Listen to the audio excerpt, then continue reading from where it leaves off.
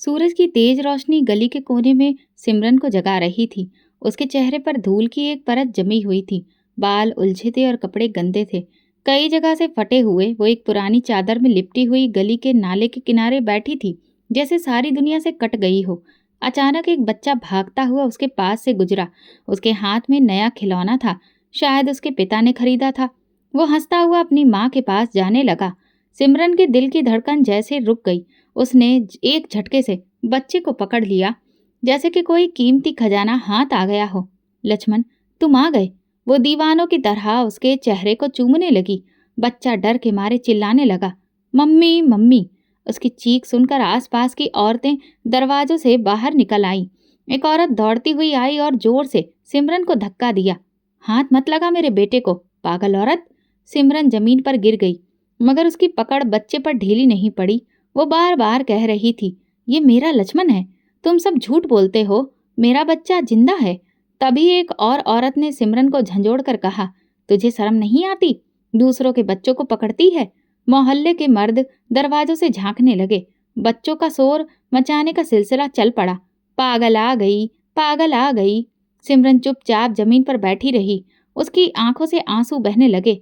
मैं पागल नहीं हूं, मेरा बच्चा है। वो कहीं वो आएगा। ये पहली बार नहीं हो रहा था।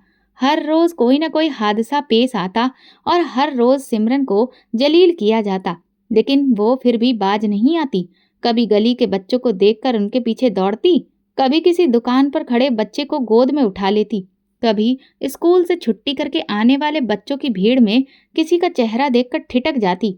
उसे हर चेहरा लक्ष्मण का लगता था। लक्ष्मण, उसका इकलौता बेटा।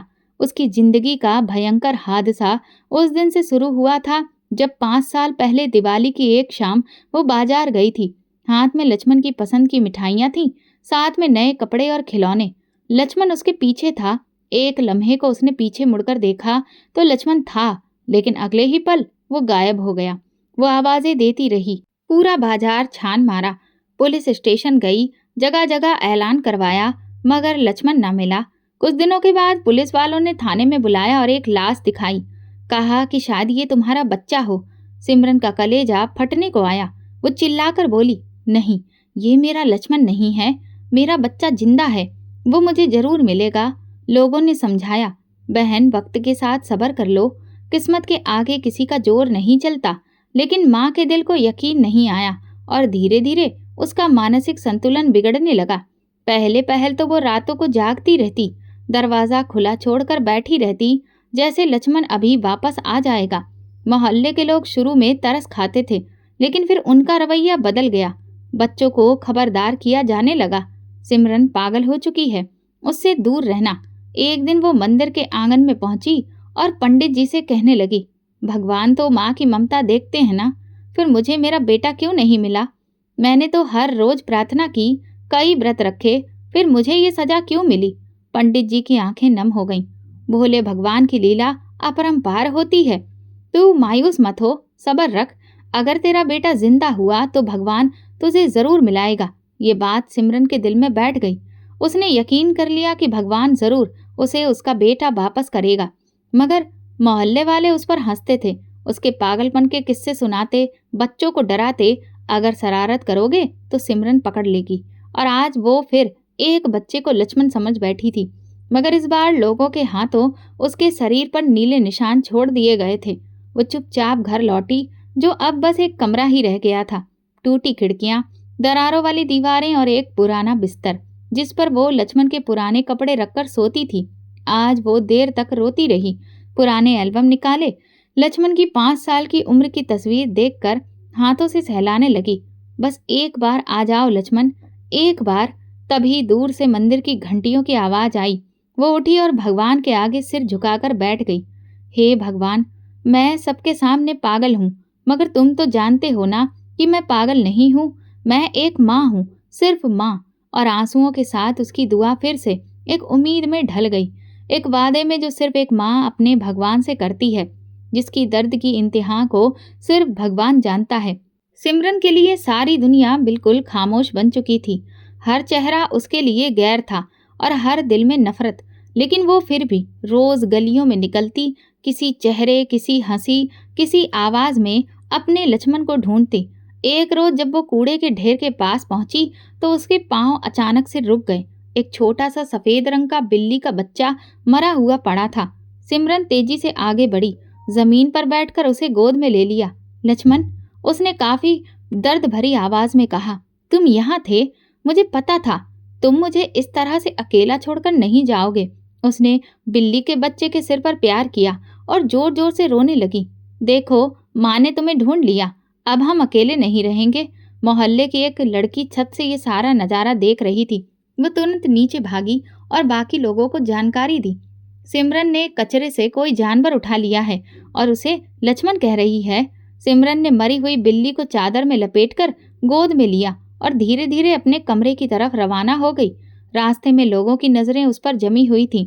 कुछ लोग हंस रहे थे, कुछ आंखों के किनारे से देख रहे थे, मगर वो किसी को देखे बिना अपने टूटे फूटे दरवाजे के पीछे गायब हो गई। घर पहुंचकर उसने बिल्ली को एक पुराने कपड़े से साफ किया, एक टूटी बाल्टी में पानी भरकर उसे नहलाया और अपनी बिस्तर की चादर बिछाकर उस पर लिटा दिया। लक्ष्मण, तुम थक गए हो ना, आराम करो बेटा, मैं तुम्हारे लिए खाना लाती हूँ।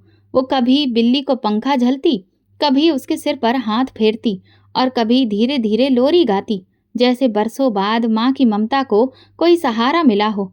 2 दिन गुजरे। सिमरन ने घर से बाहर कदम नहीं रखा। मोहल्ले वालों को कुछ अजीब सा महसूस होने लगा और फिर तीसरे दिन बदबू ने पूरे मोहल्ले को अपने लपेटे में ले लिया। सिमरन के कमरे से एक अजीब सी महक उठ रही थी।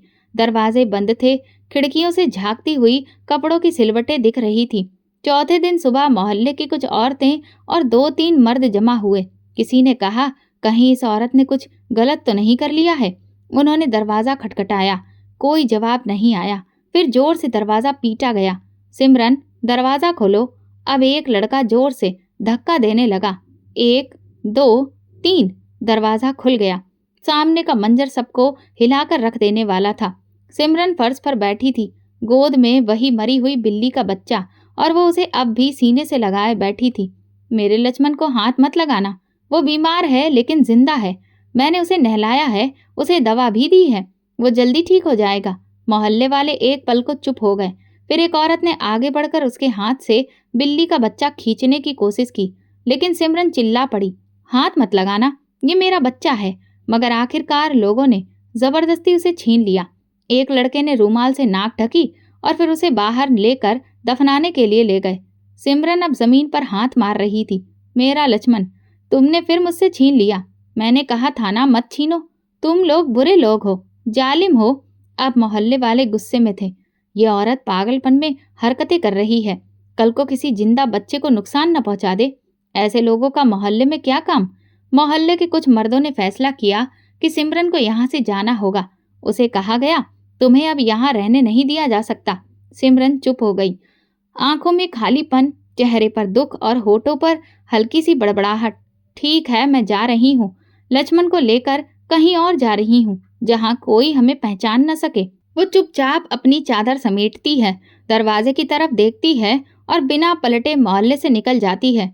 उसके कदम लड़खड़ा रहे थे, लेकिन उसके दिल में एक उम्मीद थी, मैं लक्ष्मण को जरूर ढूंढूंगी, चाहे वो किसी बिल्ली की शक्ल में हो या किसी बच्चे की आवाज में या किसी सपने की गली में। मोहल्ले वालों ने चैन की सांस ली, मगर आसमान ने सिमरन की तन्हाई पर भी नजर डाली, जैसे भगवान भी खामोश होकर उसके सब्र को देख रहा हो।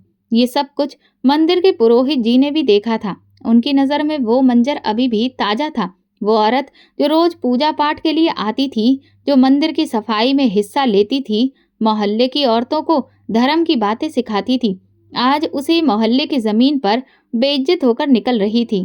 पुरोहित जी के दिल में कुछ हलचल हुई। उन्होंने घर आकर अपनी पत्नी से कहा, वो सिमरन, उसे हम अपने घर क्यों नहीं ले आते? अगर वो सच में पागल हो गई तो क्या हम उसके लिए प्रार्थना के सिवा कुछ नहीं कर सकते? उनकी पत्नी एक रहमदिल औरत थी। उसने तुरंत कहा, जी बिल्कुल, वो हमारी बहन है, मैं उसकी सेवा करूंगी, बस आप उसके इलाज का बंदोबस्त कर दीजिए। कुछ घंटे बाद पुरोहित जी अपनी पत्नी के साथ सिमरन को तलाशने निकले। मोहल्ले से कुछ ही दूरी पर एक पुराने पीपल के पेड़ के नीचे वो चुपचाप बैठी थी। आंखें किसी गहरी सोच में डूबी थीं, चेहरे पर थकान और मायूसी का साया, और लबों पर हल्की बड़बड़ाहट। लक्ष्मण, आ जाओ बेटा, माँ को बहुत याद आती है। पुरोहित जी उसके करीब गए, धीरे से उसके कंधे पर हाथ रखा। सिमरन बहन, चलो हमारे साथ, हमारे घर चलो। सिमरन ने नजर उठाई, एक पल को किसी पहचानने की कोशिश की, फिर धीरे से सिर हिलाया, जैसे उसकी थकी हुई आत्मा को कुछ सुकून मिल गया हो। पंडित जी की पत्नी ने उसे नहलाया, साफ कपड़े पहनाए, सिर में तेल लगाकर बालों की चोटी बनाई। सिमरन किसी बच्चे की तरह चुपचाप सब सहती रही। उसके चेहरे पर कोई जिद नहीं थी, ना कोई सवाल, बस एक थकान और एक सुकून। कुछ दिन गुजरे। पुरोहित जी ने एक अच्छे डॉक्टर से उसका इलाज शुरू करवाया। दवा के साथ साथ दुआ का भी सिलसिला जारी रहा। शुरू शुरू में सिमरन अक्सर उलझी उलझी सी बातें करती थी, दीवारों से बातें करती, छोटे छोटे बच्चों को देखकर रोने लगती। लेकिन कुछ हफ्तों के बाद उसके लहजे में नरमी आने लगी। वो कभी कभी खामोश बैठने लगी और कभी पंडित जी की पत्नी के साथ खाना पकाने में मदद करने लगी। फिर एक दिन सुबह उठकर वो खुद से पूजा पाठ करने बैठ गई, लेकिन फिर अचानक से बोली, भगवान, मेरे बच्चे को मुझसे अलग क्यों किया? सालों बीत गए, कोई कहता है वो मर चुका है, कोई कहता है कि उसे भूल जाओ, मगर तुम तो सब जानते हो ना, तुम्हारे पास तो ढेर सारी अर्जियां आती होंगी। मेरी भी अर्जी कबूल कर लो, मेरे लक्ष्मण को मुझे लौटा दो। उम्मीद की वो किरण जो बरसों से बुझ चुकी थी, फिर से जलने लगी। अगले दिन से सिमरन का रवैया और भी बेहतर हो गया। वो अब कायदे से पूजा पाठ करने लगी और हर प्रार्थना के आखिर में कहती, भगवान, मेरा लक्ष्मण, बस एक बार, सिर्फ एक बार मुझे उसे दिखा दो। लेकिन ऐसा कहते कहते वो कभी कभी फिर से कहीं खो जाती। एक दिन वो आंगन में बैठी थी कि मोहल्ले के किसी बच्चे की हंसी सुनाई दी। वो बाहर भागी। लक्ष्मण, तभी बच्चे डरकर पीछे भागे। पंडित जी की पत्नी ने उसे वापस अंदर ले आई और समझाया, सिमरन, वो लक्ष्मण नहीं है। भगवान तुम्हारे लक्ष्मण को तुम्हें जरूर लौटाएगा, लेकिन तब तक तुम्हें सब्र रखना होगा। वो बेचारी चुप हो गई। उसने कुछ नहीं कहा, बस एक दबी दबी सी चीख सी उसके सीने से निकली।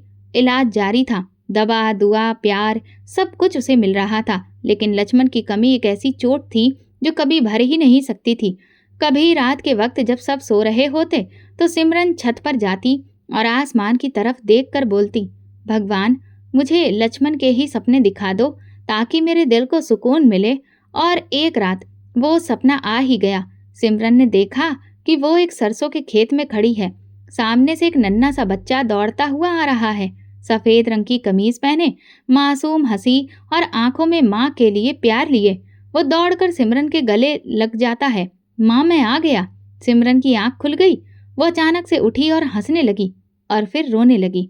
पंडित जी और उनकी पत्नी भाग कर आए। क्या हुआ सिमरन बहन? वो बोली, वो आया था, मेरा लक्ष्मण, सपने में आया था, मुझे गले लगाकर कहा, माँ मैं आ गया। पंडित जी ने उसके सिर पर हाथ फेरा। तेरे भगवान ने तुम्हें संदेश दिया है सिमरन, तुम्हारी प्रार्थना अब कबूल होने वाली है। सिमरन ने आसमान की तरफ देखकर अपने दोनों हाथ जोड़ लिए। भगवान, मैं जानती हूँ तुम मेरी सुन रहे हो, तुम जरूर मुझे मेरे लक्ष्मण से मिलाओगे, क्योंकि तुम्हारे साथ रोशनी भी दिखाई दी थी, जैसे माँ का दिल फिर से धड़कने लगा हो।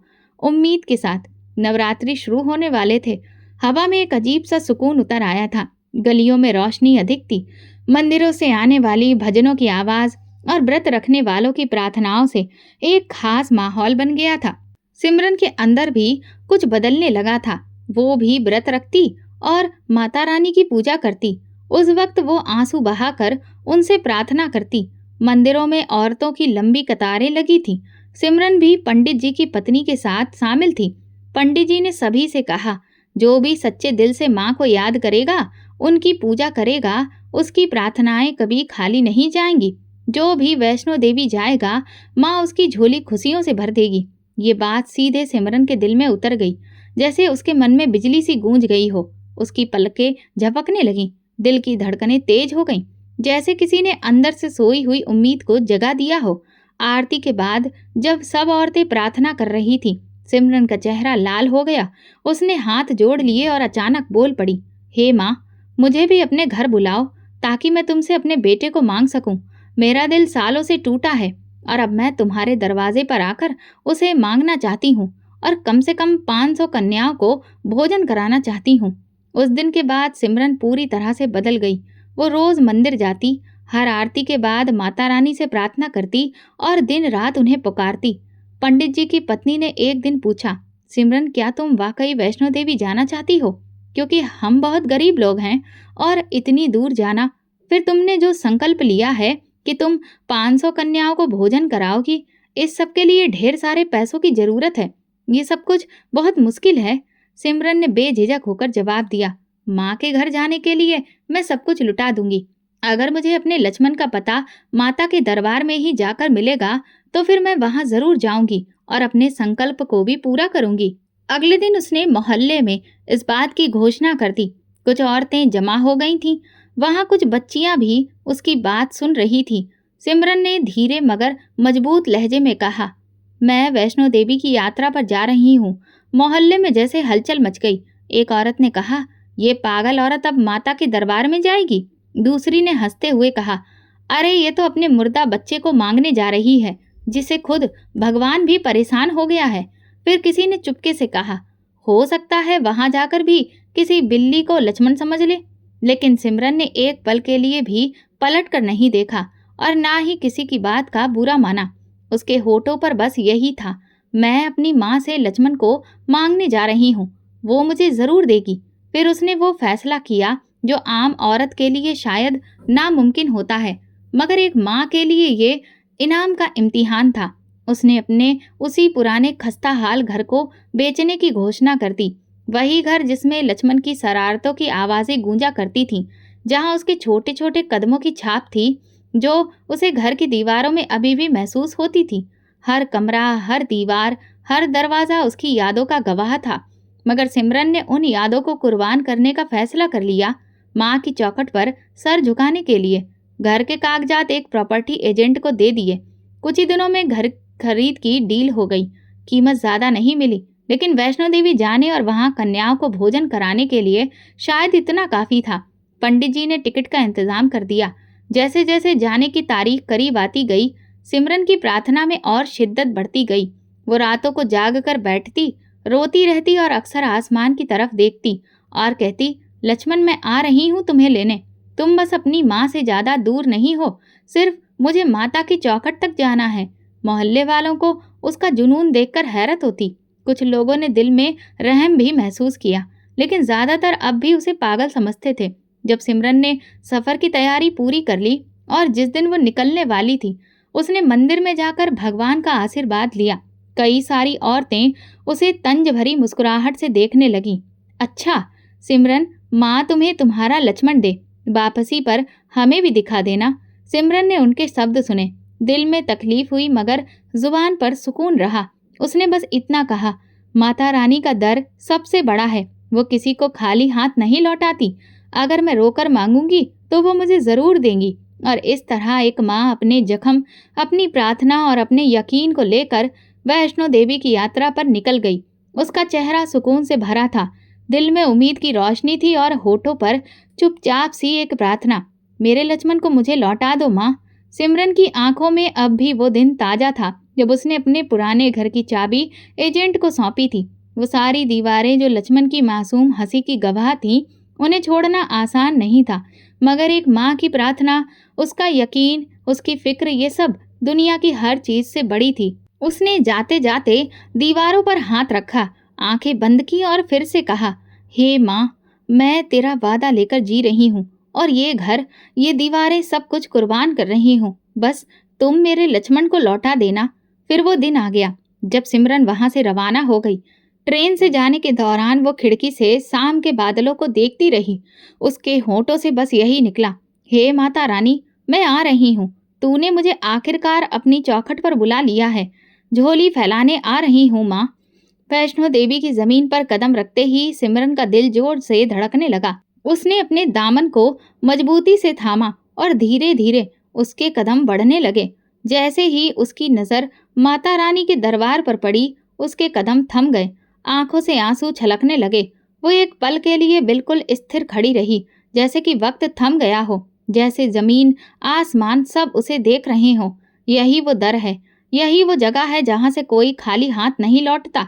उसने अपने दिल में कहा और धीरे धीरे प्रार्थना करना शुरू किया। हर कदम पर उसके आंसू गिर रहे थे। हे माता, मुझे मेरा बेटा लक्ष्मण दे दो। सब कहते हैं कि वो मर चुका है, मगर मेरा दिल कहता है कि वो कहीं है। बस तुम ही हो जो उसे लौटा सकती हो। तुम हर राज को जानती हो माँ। मैं तुम्हारे दर पर आई हूँ, सिर्फ एक माँ बनकर। वो माँ के सामने जोर जोर से रोने लगी। तुम ही मेरे दिल के जख्मों को जानती हो। अगर तुम नहीं सुनोगी तो कौन सुनेगा? सबने मुझे पागल कहा, सबने मुझे दुत्कारा। मैंने सब कुछ छोड़ दिया, अपना घर, अपनी जिंदगी तुम्हारे हवाले कर दी। अब तुम मेरी झोली खाली मत लौटाना। वो पूरी शिद्दत से रो रही थी। आसपास मौजूद लोग उसकी हालत देख रहे थे। एक बार मेरे बच्चे को मेरे सामने ला दो। उसने अपना सर जमीन पर टिका दिया और आंसू जमीन पर गिरते रहे। अगर मैं यहाँ से खाली वापस गई तो शायद मेरा दिल फिर से जीने के काबिल नहीं बचेगा। तुम तो बहुत ही दयावान हो माँ। घंटों गुजर गए मगर सिमरन ने अपना सर नहीं उठाया। काफी देर रो लेने के बाद जब उसे थोड़ी शांति मिली, तब उसने अपनी जो मन्नत मांगी थी, कन्याओं को खाना खिलाने की, उसकी तरफ पहला कदम बढ़ाया और अपनी बात को पूरा किया। सुबह से रात हो गई। वो बुरी तरह से थक चुकी थी। इसके बाद वो होटल के कमरे में लौट आई। उसका चेहरा अभी भी आंसुओं से भीगा हुआ था। वो एक बार फिर से कहने लगी, हे भगवान, यहाँ मैं अपने बेटे के लिए आई हूँ। अगर वो जिंदा है तो मुझे उसके तक पहुँचा दो, और अगर वो सच में इस दुनिया में नहीं है तो उसकी कोई खबर ही मुझ तक पहुँचा दो। लेकिन मेरी ममता का इस तरह से इम्तिहान मत लो। वो कई दिनों तक वैष्णो देवी के रास्ते में पड़ी रही और उम्मीद से इधर उधर भटकती रही। ना तो उसे अपने पैसे की चिंता थी, ना सेहत की, ना ही खुशी की। उसकी सिर्फ एक प्रार्थना थी, बस मुझे मेरा बेटा लक्ष्मण मिल जाए। वो बार बार यही कहती, मैं यहाँ अपने बेटे को लेने आई हूँ, मैं खाली हाथ नहीं लौटना चाहती। मेरे बेटे लक्ष्मण, अपनी माँ के पास वापस आ जा। लेकिन सिमरन की प्रार्थना वैसी की वैसी ही बनी रही। फिर धीरे धीरे यात्रा का अंतिम दिन नजदीक आने लगा। सिमरन के चेहरे पर ना कोई थकान थी और ना ही कोई खास उम्मीद, क्योंकि उसका ईमान अब भी कह रहा था, मेरा भगवान मुझे खाली हाथ नहीं लौटाएगा। यात्रा पूरी होने के बाद वो वापस लौटी। ये एक नई जिंदगी की शुरुआत थी, मगर ये शुरुआत सिर्फ शारीरिक वापसी की थी। उसका दिल अभी भी वैष्णो देवी में माँ के चरणों में ही था। ट्रेन से उतरते वक्त उसकी आंखें बार बार बंद होती, जैसे भगवान से फिर प्रार्थना कर रही हों, हे भगवान, तुमने जरूर मेरी पुकार सुनी होगी। अब तो तुम कुछ ना कुछ कर ही दोगे। जब वो मोहल्ले में दाखिल हुई तो कई दरवाजे हल्के से खुलकर फिर बंद हो गए। कुछ पर्दों के पीछे चेहरों ने झांक कर देखा और कुछ जुबानों ने जल्दी से हरकत करना शुरू कर दिया। आ गई ये भी वैष्णो देवी की यात्रा करके। अरे वही पागल औरत ना, जो लक्ष्मण लक्ष्मण करती फिरती है। कहाँ है उसका बेटा?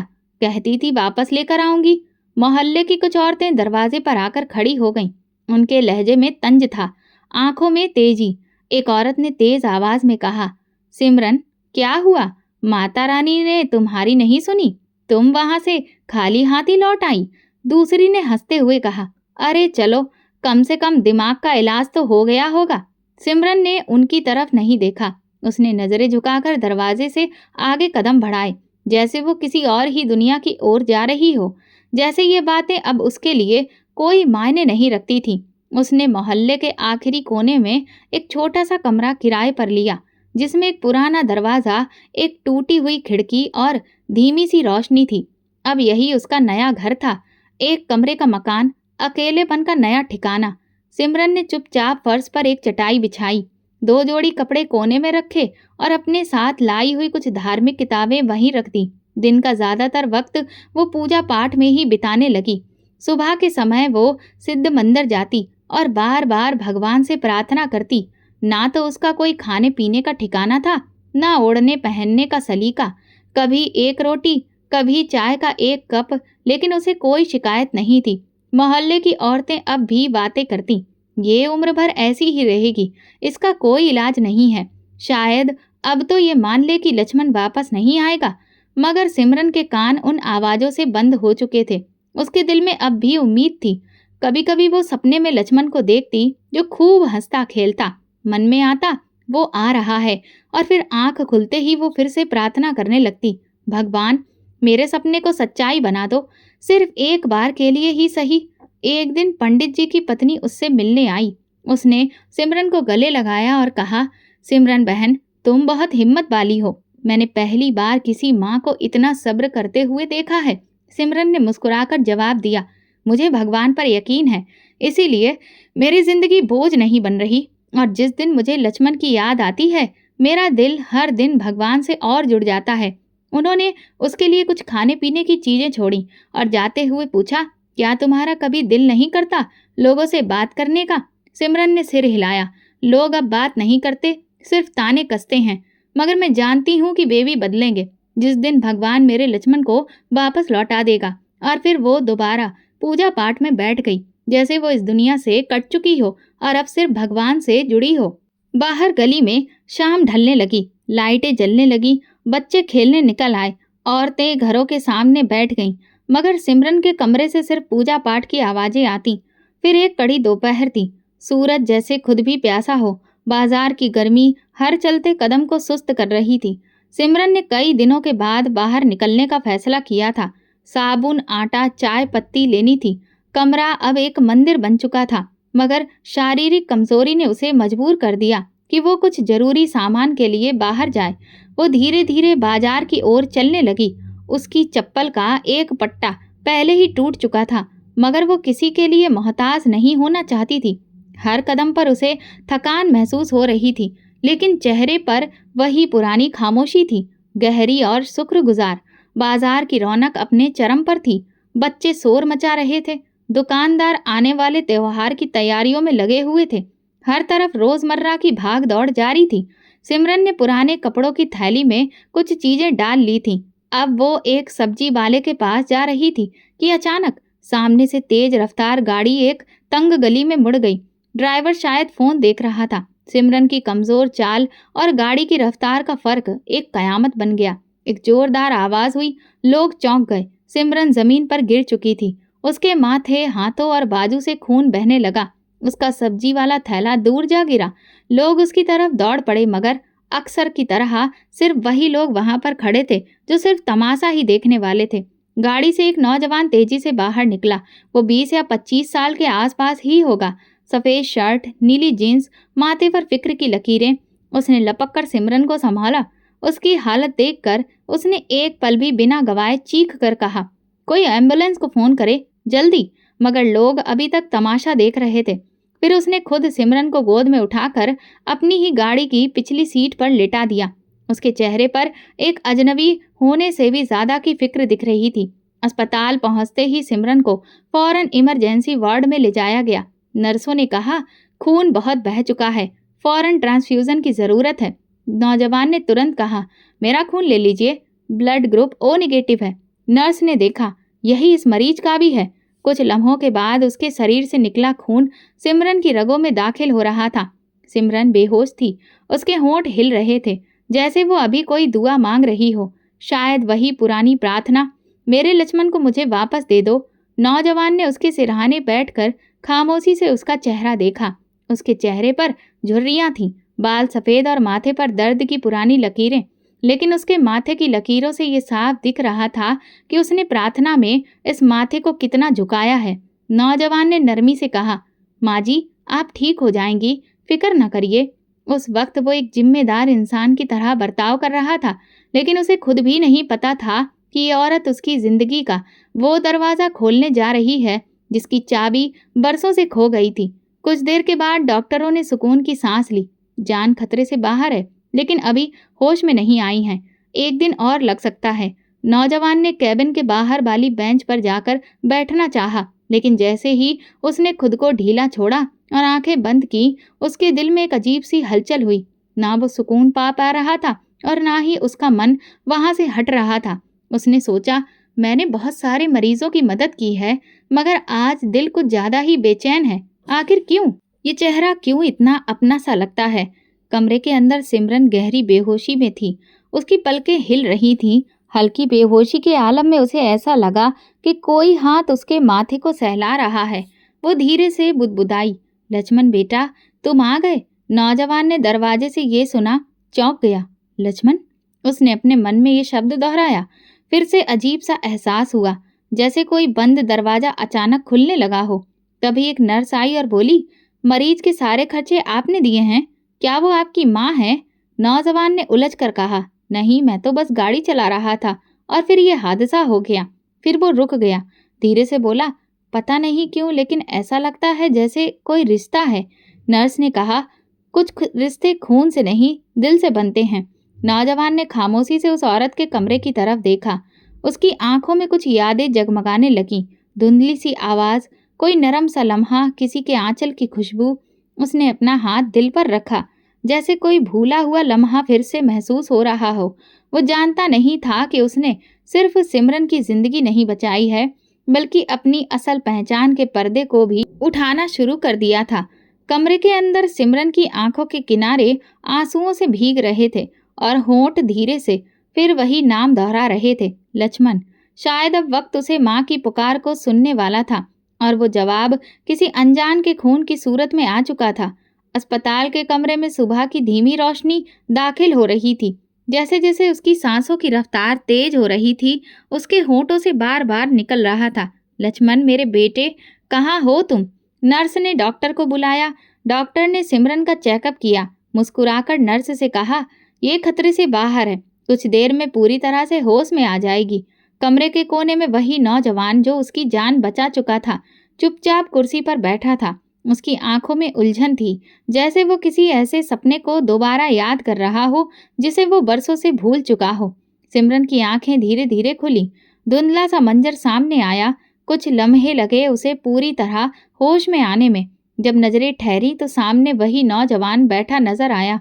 सिमरन ने उसे ध्यान से देखा। साफ चेहरा, आंखों में अजीब सी मासूमियत, माथे पर फिक्र की परछाइयां, और फिर उसकी नजर रुक गई। नौजवान के होठों के नीचे एक मोटा सा तिल था, बिल्कुल वैसा ही तिल जैसे लक्ष्मण के चेहरे पर था। वही तिल जिसे सिमरन रोज चूमती थी, जिसे वो मेरे चांद से बेटे का निशान कहती थी, जिसके बारे में वो हमेशा कहती थी, मेरा लक्ष्मण सबसे अलग है क्योंकि उसका ये निशान अलग है। सिमरन एकदम हड़बड़ाकर उठ बैठी। नौजवान चौंक पड़ा। माँ जी, आराम करिए, आप अभी कमजोर हैं। लेकिन सिमरन ने उसकी बात नहीं सुनी। उसने आगे बढ़कर उसका चेहरा अपने दोनों हाथों में ले लिया, जैसे बरसों की प्यास कोई एक लम्हे में मिटा देना चाहती हो। फिर उसने कांपती आवाज में कहा, तुम ही हो ना मेरे लक्ष्मण, तुम ही हो मेरे बच्चे। ये दिल, ये वही तिल है ना? उसके आंसू बहने लगे, होंठ कांप रहे थे, जैसे बरसों की खामोशी एक पल में पिघल गई हो। वो नौजवान जैसे सकते में आ गया। उसके दिल में एक पल को घबराहट महसूस हुई और फिर एक भूली बिसरी सी आवाज सुनाई दी। लेकिन अगले ही पल उसने खुद को संभाला। अरे नहीं, आप गलतफहमी का शिकार हो गई हैं। मैं लक्ष्मण नहीं हूँ। सिमरन ने उसकी बाह पकड़ ली। नहीं बेटा, झूठ मत बोलो, तुम ही हो। मैंने तुम्हें पैदा किया है, मैं तुम्हें पहचानती हूँ। ये निशान, तुम्हारी आंखें, तुम्हारे माथे की ये लकीरें, मैं माँ हूँ। माँ कभी गलत नहीं हो सकती। नौजवान ने खुद को उसकी गिरफ्त से निकाला। उसका दिल धड़कने लगा, जैसे कुछ पुराना याद आ रहा हो, मगर वो उस याद को कुचल देना चाहता था, जैसे डर रहा हो। मुझे जाना है, माफ कीजिए। और वो तेजी से कमरे से निकल गया। दरवाजे पर एक पल को रुका, पलट कर देखा। सिमरन अपने बिस्तर पर बैठी लगातार रो रही थी, हाथ जोड़ रही थी। लक्ष्मण मत जाओ, मैंने तुम्हें बहुत दुआओं में मांगा है। मगर वो नौजवान तेजी से वार्ड से बाहर निकल गया। रिसेप्शन पर जाकर उसने चुपचाप बिल अदा किया और कुछ कहे बिना गाड़ी में बैठकर अस्पताल से निकल गया। अस्पताल के लोगों ने पूछा कि वो मरीज का रिश्तेदार था। नर्स ने कहा नहीं, बस कोई राहगीर था जिसने उसकी जान बचाई थी, खून दिया था, सब कुछ किया और अब चला गया। सिमरन अभी अपने बिस्तर पर बैठी थी। उसकी आंखों से आंसू रुकने का नाम नहीं ले रहे थे। हाथ दिल पर रखकर बार बार एक ही बात दोहरा रही थी, वही था मेरा लक्ष्मण। ये माँ कभी गलत नहीं हो सकती। नर्स अंदर आई, पानी का गिलास थमाया और दबा दी। मगर सिमरन की हालत ऐसी हो चुकी थी जैसे उसका दिल किसी नए सिरे से टूट गया हो। क्या वो मुझे पहचान ही नहीं पाया? क्या वो जानबूझकर अनजान बन गया? क्या वो मेरी गोद से इतना दूर हो गया कि माँ की आवाज भी उसे रोक नहीं सकी? सिमरन की आंखों के सामने उसका चेहरा बार बार आ रहा था। वही मासूम मुस्कुराहट, वही शरारती आंखें और वही तिल। नहीं, वो मेरा ही लक्ष्मण है। मैं अपनी आत्मा की गहराइयों से उसे जानती हूँ। माता रानी ने मेरी प्रार्थना सुन ली है। बस ये पल परीक्षा का है। वो जान गई थी कि भगवान ने उसकी झोली खाली नहीं लौटाई, लेकिन उसे कहानी का अगला हिस्सा अभी बाकी था। दूसरी तरफ गाड़ी में बैठा वो नौजवान सारे रास्ते चुप था, लेकिन उसके दिल में तूफान उठा था। कौन थी वो औरत? उसकी बातों में अजीब सा सुकून क्यों था? उसकी बातें मेरे दिल को क्यों छू गईं? ये तिल, ये निशान, क्या वाकई मेरी पहचान है? दिल के किसी कोने से एक आवाज सी उठने लगी, तुम ही हो उसके लक्ष्मण, तुम ही हो। लेकिन अभी भी वो आवाज बहुत धीमी थी और सच्चाई से भागने वाले कदमों को रोकने के लिए वक्त को एक और मोड़ लेना बाकी था। अस्पताल के बिस्तरों की चादरें बदली जा चुकी थीं। दवा की खुशबू अब और भी ज्यादा तेज हो चुकी थी। मगर सिमरन के दिल में वो पल अभी भी ताजा था जब उसने पहली बार नौजवान के चेहरे पर अपने लक्ष्मण की परछाई देखी थी, जब उसके होठों के नीचे वही मोटा सा तिल दिखाई दिया था जो बरसों से उसकी याद का निशान था। मगर वो नौजवान पलट कर नहीं आया। जब सिमरन को अस्पताल से छुट्टी मिली तो वो दरवाजे के बाहर कई पलों के लिए खड़ी रही। नजरें इधर उधर दौड़ती रहीं। शायद वो यही कहीं छुपा खड़ा हो, शायद वो पलट कर आए, मगर कोई नहीं आया। वो एक बार फिर अकेली थी। वो वापसी के रास्ते पर कदम रख चुकी थी, मगर हर कदम उसके दिल को और ज्यादा बोझिल कर रहा था। दूसरी तरफ नौजवान जिसका दिल अब बेचैन था, जिसने खुद को अनजान दिखाया था मगर अंदर से टूट चुका था, जब वो घर पहुंचा तो काफी देर तक खुद को आईने में देखता रहा। उसने अपने चेहरे को छुआ, होठों के नीचे के तिल पर उंगली रखी, जैसे वो पहचान की कोई निशानी बन गया हो। फिर उसे याद आने लगा कि बचपन में जब वो 5 या 6 साल का था तो उसे एक औरत से अलग किया गया था। एक धुंधला सा मंजर, एक तंग सी गली, एक हाथ जो जोर से खींच रहा था, एक औरत की चीखें जो पीछे से आ रही थीं, और वो औरत जो बार बार एक ही बात दोहरा रही थी, लक्ष्मण लक्ष्मण। उसने सिर को झटक दिया, जैसे वो यादें भगा देना चाहता हो। मगर वे यादें अब धुंधली नहीं रही थीं, वे साफ हो रही थीं। उसे याद आया कि बचपन में उसे एक नए घर में ले जाया गया था। वहां एक मर्द और औरत ने उसे बेटा कहकर गोद में बैठाया था। वे उसे प्यार करते थे, लेकिन उनकी गोद में वो ममता नहीं थी, वो माँ जैसी महक नहीं थी जो सिमरन के वजूद से निकलती थी। दिल में बेचैनी बढ़ती जा रही थी। वो जानना चाहता था कि आखिर ये सब क्या है। उसने अपने बचपन की फाइलें निकाली, पुराने कागजात, डॉक्यूमेंट्स, सब कुछ जो उसे गोद लिए जाने की कहानी के बारे में बताया गया था। एक बंद लिफाफा निकला जिस पर लिखा था कॉन्फिडेंशियल एडॉप्शन डिटेल्स। दिल की धड़कन तेज हो गई, हाथ कांपने लगे। उसने लिफाफा खोला। एक पुरानी तस्वीर गिरी, एक छोटे बच्चे की जिसने सफेद रंग की कमीज और काले रंग की पैंट पहनी थी, और होठों के नीचे वही मोटा सा तिल चमक रहा था।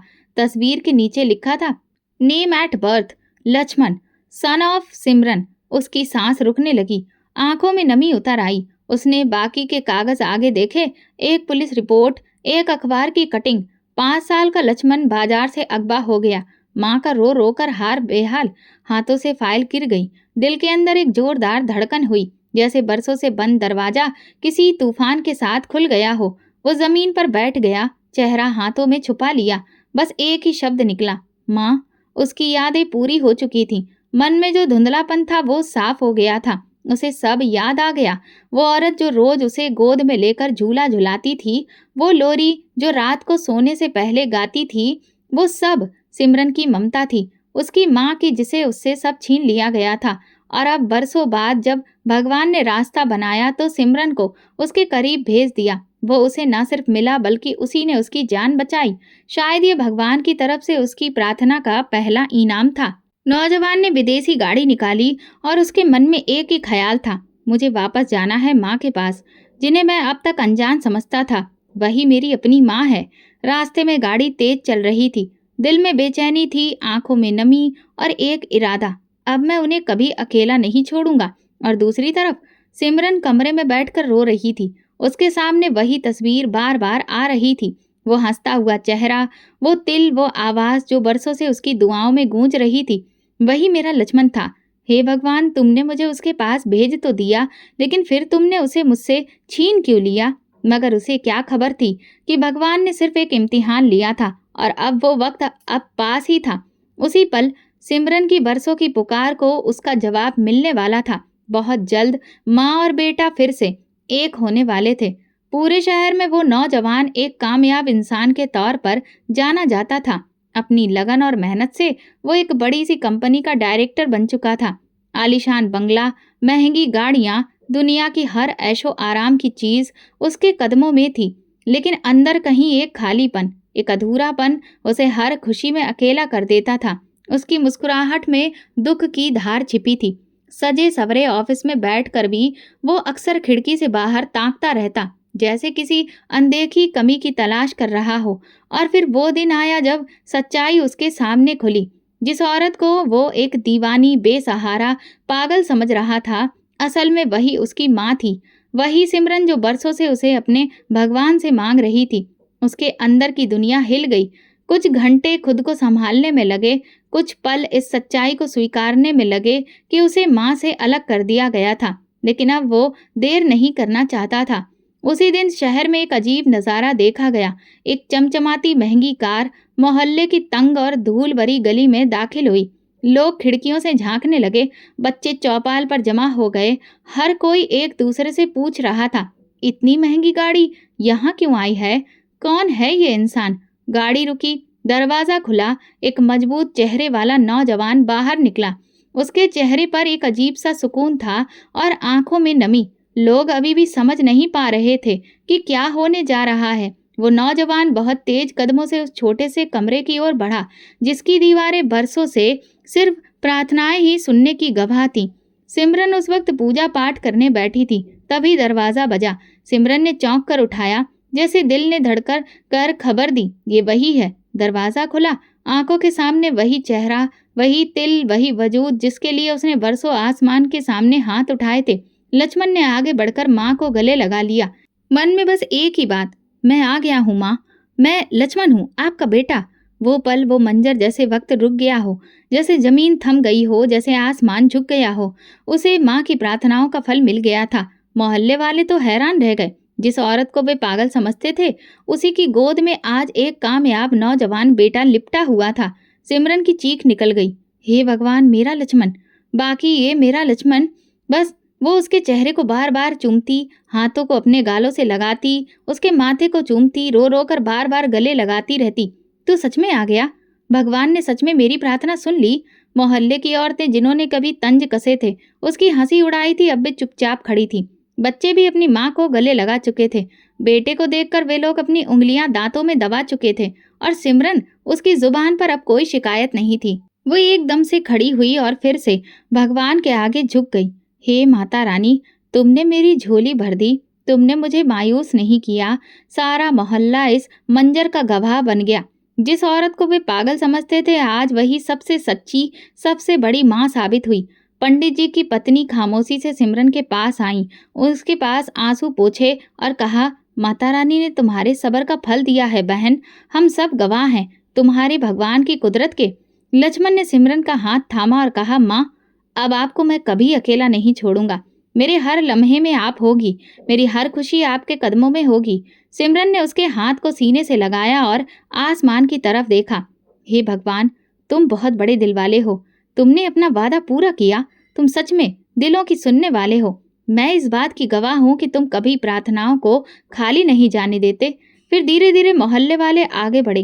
कुछ ने हाथ जोड़े, कुछ ने आंखें पोंछी और सबने दिल से कहा, वाकई भगवान की कुदरत सबसे बड़ी है। वो दिन न सिर्फ सिमरन की जिंदगी का सबसे बड़ा दिन था, बल्कि पूरे मोहल्ले के लिए एक मिसाल बन गया था। भगवान की राहें कभी बंद नहीं होती, माँ की दुआ कभी खाली नहीं जाती। और लक्ष्मण, जो एक कामयाब इंसान था, आज पूरा हो गया था माँ की गोद में बैठकर। और इस तरह ये कहानी पूरी हुई, जहाँ भगवान ने एक माँ की प्रार्थनाओं की लाज रखी और उसकी झोली भर दी। तो दोस्तों, अगर आपको हमारी कहानी पसंद आई हो तो प्लीज़ कमेंट करके ज़रूर बताइएगा और इस वीडियो को ज़्यादा से ज़्यादा शेयर करिए और लाइक भी करिए। अगर आप चैनल पर नए हैं तो सब्सक्राइब जरूर करें और नोटिफिकेशन बेल दबाएं ताकि अगली अपडेट सबसे पहले आपको मिले। धन्यवाद।